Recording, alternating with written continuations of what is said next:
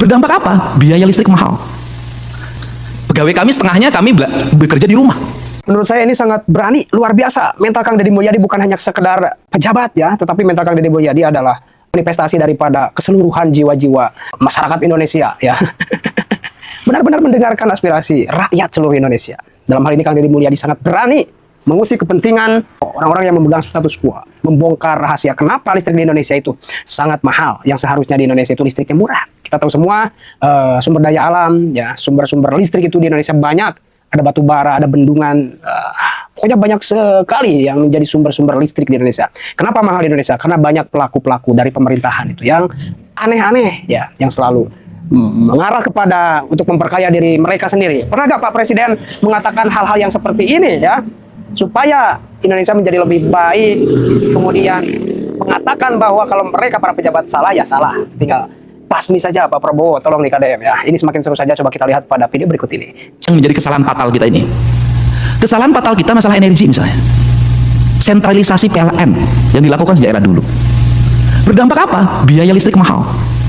Kenapa biaya listrik mahal? Karena negara pengelola listrik melakukan hal yang aneh-aneh. Gimana anehnya?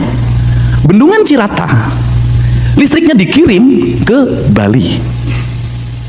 Berapa pasang tiang listrik yang disebutnya Badegar, orang Sunda bilang, Sutet, meliputi berapa ribu hektar dan melewati berapa ribu kilometer. Kemudian yang di bawah Cirata dapat listrik dari mana? PLN. Listriknya dari mana? Dikirim dari Banten. Tenaga listriknya apa? Batu bara. Kemudian di daerah terhampar apa? Listrik-listrik yang dibangun dari air. Kemudian listrik-listrik yang dibangun di air ini kemudian diambil oleh orang-orang yang punya duit, dikomersialisasikan, dibangun listrik yang 3 megawatt, yang 5 megawatt, di mana-mana tersebar, yang di desa-desa itu dijual lagi ke PLN. Dari PLN nanti dijual lagi ke warga yang ada di situ. Padahal negara kalau mengambil inisiatif mikrohidro itu dibangun oleh desa-desa dengan dana desa, didampingi oleh ahli-ahli di bidang pembangunannya, mereka tinggal terima hasilnya. Di seluruh Indonesia itu terhampar apa? Rakyat punya kemandirian energi, rakyat punya kemandirian air. Dan mohon maaf, kalau ngomong perang, Indonesia sulit dikalahkan. Kenapa? Karena mengidentifikasi daerah-daerah vital dan sentral yang membuat orang tergantung itu mengalami kesulitan. Kenapa? Karena orang Indonesia memiliki kekayaan energi culture yang ada di lingkungannya. Tidak semuanya tergantung pada PDAM, tidak semuanya tergantung pada PLN, tidak semuanya tergantung kenapa? Di bom sekalipun berbagai titik sentral, dia masih tetap hidup. Ada sumber makanan di lingkungan, ada sumber energi. Kekayaan ini sering dilupakan oleh kita untuk membuat tersentral dan satu titik. Kenapa? Justru itu adalah kelemahan. Sekuat-kuatnya Jerman, kalau jaringan pipa gasnya ditutup, LPG-nya ditutup, itu selesai. Indonesia nggak bisa. Krisis 98-99 membuktikan bahwa krisis ekonomi global yang menghantam bangsa Indonesia tidak bisa memporak-porandakan sendi ekonomi. Siapa yang bertahan pada krisis itu? Kaum pedesaan, kaum orang di pinggiran hutan yang mampu survive dengan kekuatan ekonomi lokalnya. Itu prinsip. Saya belajar, Pak. Saya kemarin ke Aceh, saya ke Sumbar, kemudian ke Sumut. Saya pelajari kenapa ketika dihantam air, dihantam lumpur, kok mudah sekali. Karena tidak ada pohon lagi, yang ada perkebunan sawit. Sawit itu nggak bisa lagi tahan terhadap gelombang, terhadap lumpur, terhadap getaran. Dia bukan pohon untuk melindungi, tapi dia pohon manja untuk dilindungi. Dia ngambil air, dia harus dipupuk. Beda dengan hutan, dia tidak perlu air menghasilkan air, dia tidak perlu pupuk, dia menghasilkan pupuk. Dari situ masyarakatnya tidak punya ketahanan lagi. Kenapa? Lingkungannya tidak ada lagi sumber pangan. Kenapa? Sungainya sudah tercemar. Kebutuhan pokok lingkungannya padi pun udah hampir nggak ada. Semua menjadi homogen. Yang homogen itu berbahaya bagi Indonesia, bagi kebinekaan. Nah, ketika kita bicara hari ini adalah bicara fiskal. Apa sih problemnya adalah saya hari ini Pak Ketua MPR tidak menganggap bahwa dana bagi hasil itu kami dipotong. Tidak. Kami menganggap dana bagi hasil pajak itu adalah ditunda pembayarannya.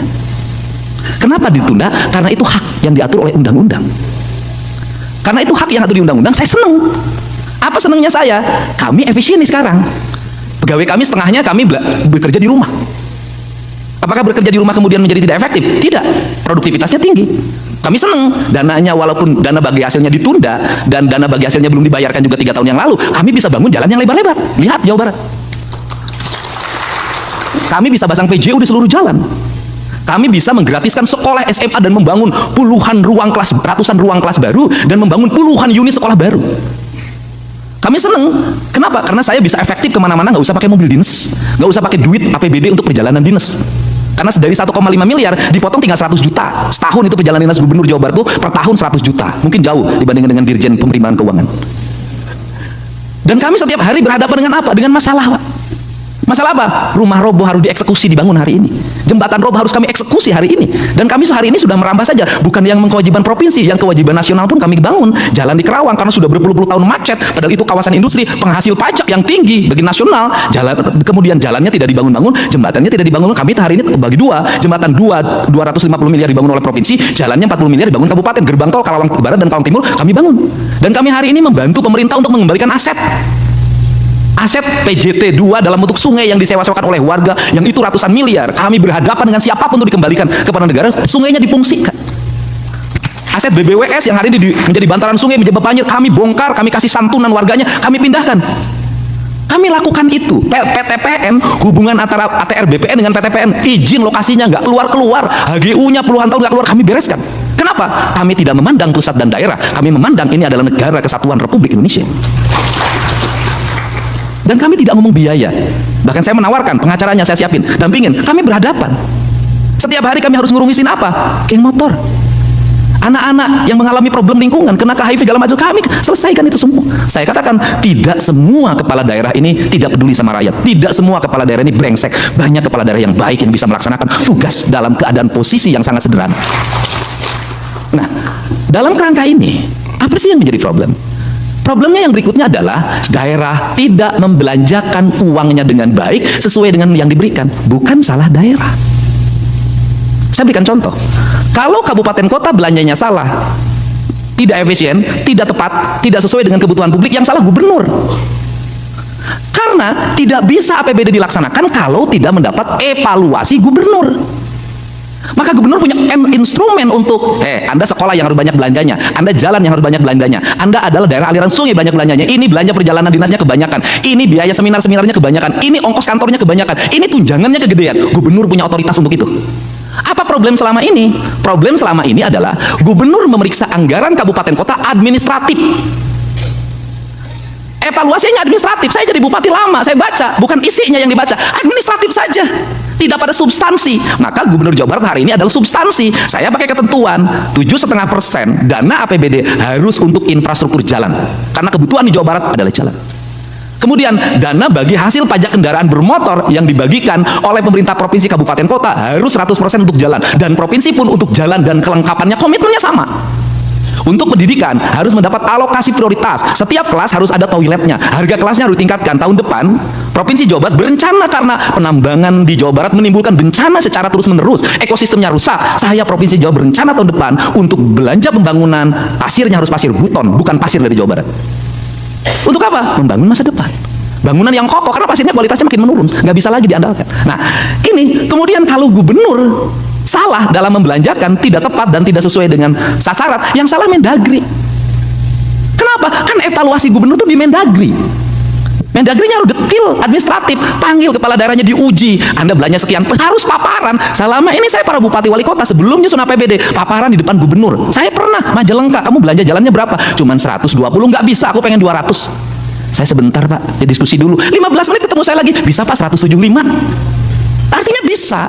Nah, instrumen ini harus dibangun berdasarkan apa? Bukan berdasarkan struktur kekuasaan, bukan berdasarkan struktur jabatan, tapi pendekatan emosional, di mana para gubernur nanya ke daerah, kamu masalahnya apa, di mana? Saya bisa bantu di mana? Sama juga daerah terhadap pusat. Dua-duanya membangun hubungan emosional. Kan kita ini satu keluarga. Ya kalau salah ya benerin, dijewer, kita bersedia. Ini cara membangun hubungan kerakyatan yang dipimpin oleh hikmah kebijaksanaan dalam permusyawaratan perwakilan. Inilah prinsip dasar Indonesia. Nah, untuk itu hari ini maka kita masuk ke fase Pak Mekeng. Saya sampaikan, Kota Banjar itu kemarin tuh udah cerita mau nangis sama saya. OPD-nya Pak sudah nggak ada kegiatan sama sekali. Kami itu kegiatannya cuma satu Pak, 20 miliar dari provinsi bangun jalan. Hanya itu. Nggak ada plat, nggak ada. Nah, ini kenapa terjadi? Dan kami menyadari apa? Ya sudah efisien. Kami efisien Pak. Sudah kalau mau ditanya efisien di Jawa Barat, efisien. Sudah nggak ada lagi mau dicari pun. Di Jawa Barat ini sehari ini belanja makan minum pun hilang Pak, nggak ada. Jadi kalau nanti bertamu di Jawa Barat, jangankan di hotel Pak, datang makan siang pun udah nggak ada. Kami siapkan air putih aja. Kami berkomitmen untuk negara karena kami udah digaji.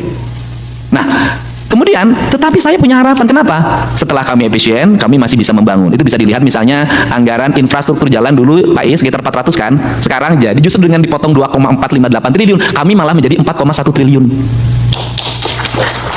Semuanya naik, tinggi, naik.